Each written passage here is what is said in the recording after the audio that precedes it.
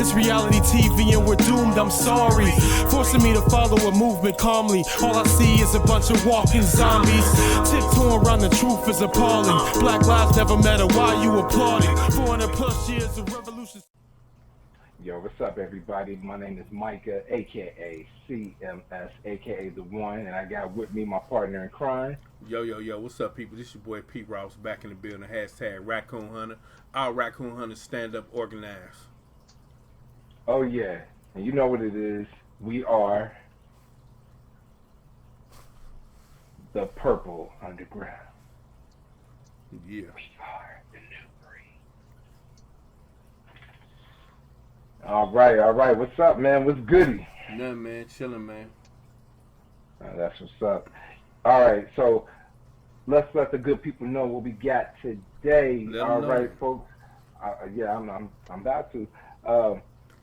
Today we're gonna do a hip hop rap album review. We're gonna go way back in time, 25 years. I have to say this is without a doubt one of the best, one of the greatest hip hop albums of the 90s. Absolutely. Definitely one of the best West Coast hip hop rap albums. Absolutely. And we are simply talking about Warren G's debut album, Regulate, G-Funk era. Yeah. Yeah. Mm-hmm. And may I add, too, that this album was released on Prince's birthday, June 7th, 1994. You know what I'm saying? You know? Absolutely. Great release date. Oh, yeah. And the album was released on Violator Records, which was distributed by Def Jam. Def Jam? On the Def Jam label, yeah. And the album actually debuted at number 2 on the U.S. Billboard Top 200 album chart, selling 176,000 copies in its first week. And it went on to sell over 3 million copies, going triple platinum. And the album produced 3 singles: Regulate, the classic, featuring the late great Nate Dogg. And the second single was This BJ and Do You See? Oh, yeah. Yeah. So, why don't you let the folks know, give them a little, the track listing if you have a copy of it. Yes, I definitely have a track listing, sir. All right, thank you. All right. Regulate, G-Funk era. Released June 7th, 1994. Track number 1 is Regulate, featuring Nate Dogg, which is the first single off the album. Do You See, which is the third single. Gangsta Sermon, which is a seed, or what you call it, segue. Or back in the day, they were considered as skits. Recognize, track 4, featuring the twins, Super Soul Sisters, featuring Josh Skills, 94 Whole Draft, featuring B-Tip and Ricky Harris, another skit. So Many Ways, featuring Waniac and Lady Levi. This DJ, featuring OGLB, which was the second single. This Is the Shack, featuring the Dove Shack. What's Next, featuring Mr. Malik. Track number 10. We'll get into it. Track number 11, And You Don't Stop. And track number 12, Running With No Brakes, featuring Josh Skills, Bo Rock, G Child, and the Twins. Yeah. All right. That's what's up. Yes, sir. So before we get into the actual the album itself and the songs, let's talk about the first time we heard this album. I'll let you go first. Oh, man. Oh, my God. Shit. I bought it first day. You know what I mean? But if you remember, Regulate was only Above the Rim soundtrack, so That was the first absolutely. time I heard that song. But one song I was really looking for to be on there was Endo Smoke. What's his name? Mr. Grimm. Mr. Grimm. I was really Okay. looking for that to be on there because I wasn't for sure if it was Warren G or Mr. Grimm. But then I found out it was Mr. Grimm. But I was really looking for that song to be on this record. Right. But it wasn't. Well, the first time, see, back in the day when we bought records, you know what I'm saying? Like, we listened to the whole project. Like, we didn't skip around with songs and all that dumb shit. We listened to the whole record. And this was back in the days when, like, records, and don't get me wrong, I ain't saying there ain't no quality records now. There are definitely quality records now. And there definitely wasn't quality records back then. So with that being said, whether it's quality then or now, we listen to quality music all the way through. And we still listen to quality music all the way through. But for sure, when I first heard this record, I was like really, really like happy with what Warren G had done because it seemed like he had got shafted by Death Row. You know what I mean? With all they politics and all they bullshit. Now I know after the fact that when Warren G went to Def Jam / Violator that, you know, Death Row, Suge was kind of like, well, fuck. You know what I mean? Like, you know, he went to the East Coast, got a deal, and got some hits, and made a dope record. You know, and this was really at like not the height of the East-West Coast shit, but it was like the beginning of like the East-West Coast shit. And you had a West Coast artist ran to the East Coast and got a deal. Yeah. You know what I mean? And not only that, with that deal, I know Def Jam was like damn near broke. And if it weren't for Warren G record, Regulate G-Funk Air, it would have been over for Def Jam if it weren't for Warren G. Mm-hmm. He saved their ass, which prompted them, you know, to do Foxy Brown, Method Man, LL had a new album. So it was really like, for a couple years, like the year of Def Jam. You know what I mean? Because of Warren G. But the record itself, I think it's a five turntable record, man. You know what I mean? All right, you're already getting into the ratings, huh? Well, I'm just saying, like, you know, I don't think it's one bad song on here at all. When I went back and revisited this album last week, I'm thinking like this is an album that I need to keep in rotation. Period. Kind of like how we keep like Illmatic, Doggy Style, The Chronic. For me, the Black Album by Jay. You know what I'm saying? Shit like that. How we keep in a heavy rotation and we listen to it all the time. This really should be a record that we keep in heavy rotation. You know what I mean? Okay. And when I first heard it, it like blew my mind because it is up there with like your Doggy Style. You know what I mean? When you compare like, you know, albums together, it is up there with Doggy Style, lyrically and production wise to me. You know what I mean? So that's where I'm at with it. Okay. Well, the first time I actually discovered, Warren G. Let me just say this: the first time I actually heard Warren G. was probably on Snoop's debut, the Doggy Style album, and then I remember hearing the song Endo Smoke, but I heard that on the Poetic Justice film. Right. I remember hearing it on that, and which was on the soundtrack, right? Right. Okay. So, and then of course the single Regulate from Above the Rim. Classic. Soundtrack, classic. I remember seeing the video and also MTV and MTV Jams, BET, that song, that video stayed in heavy rotation. And absolutely. I ended up buying the cassette single. You know, back in the day. Yes, I'm showing my age, but it's all good.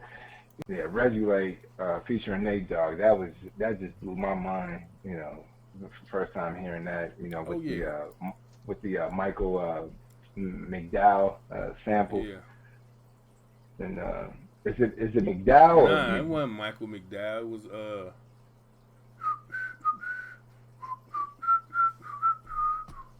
It was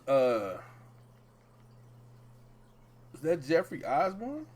No, I think it was Michael McDowell or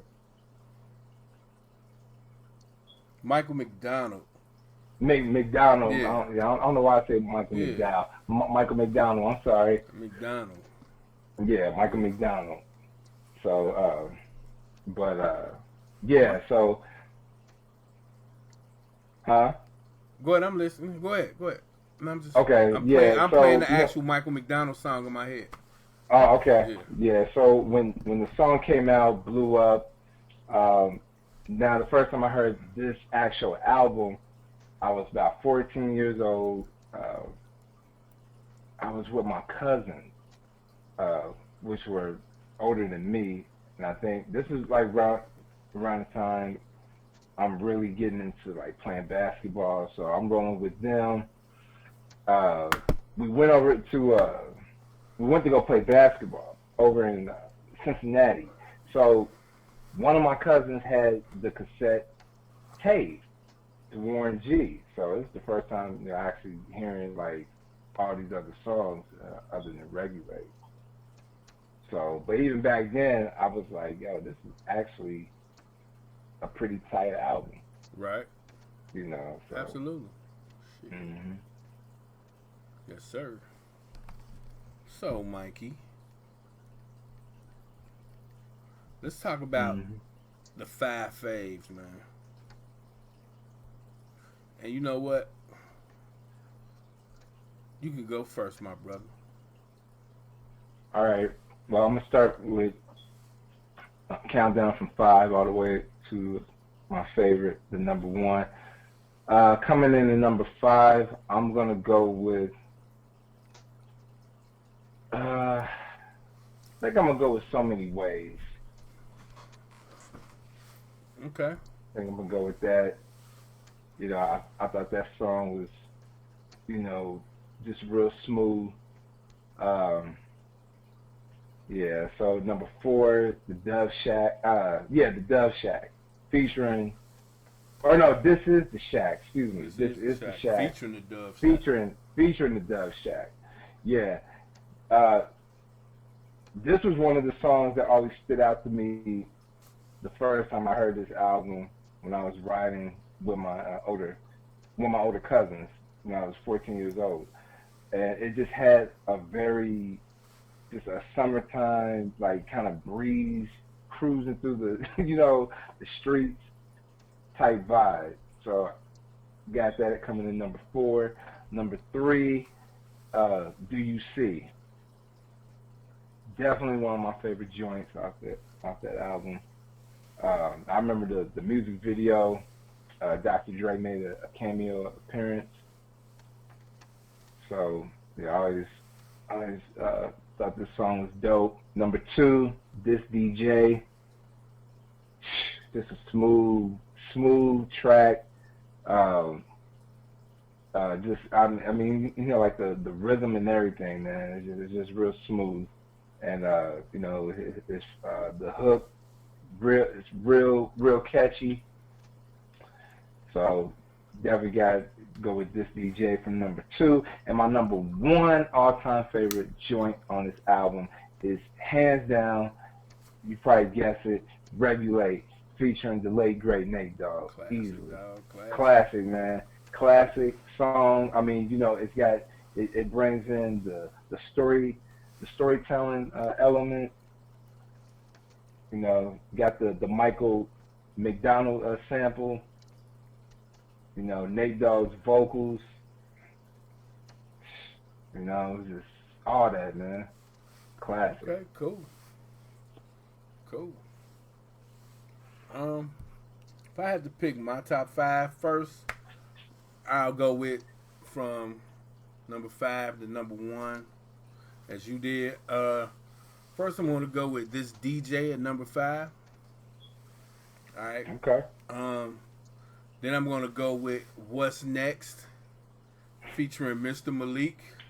Mm-hmm. And I just have to bring this up. this Go ahead. If you notice, I think it's like the third or fourth bar Warren G does, and he says, "What's next? What's next? What's NXET?" instead of NEXT. You know what I'm saying? So yeah, I'm pretty sure that wasn't a play on words or on letters, but what's next? What's next? What's NXET? And then I play it through my mind like, what's next? What's next? What's NEXT? It all sound the same, so I'm just figuring that they did it and they was like, forget it, ain't nobody gonna notice it. Well, I noticed it. All right, but that's my number 4 with Mr. Malik. I'm sure you wasn't the only one to notice that. Well, I'm just saying. I'm pretty sure they didn't want nobody to notice. Right, but yeah. I noticed. I don't know who else. I ain't never heard nobody say nothing else about it.